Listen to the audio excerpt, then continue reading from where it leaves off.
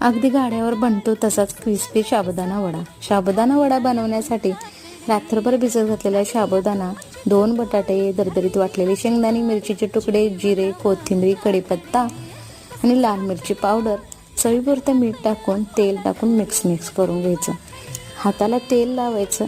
एकाच आकाराचे सगळे गोळे तयार करून घ्यायचे आणि चपट्या आकाराचे सगळे वडे तयार करून घ्यायचे. वडे तयार झाले, कढईमध्ये तेल गरम झाल्याच्या नंतर वडे सोडून द्यायचे.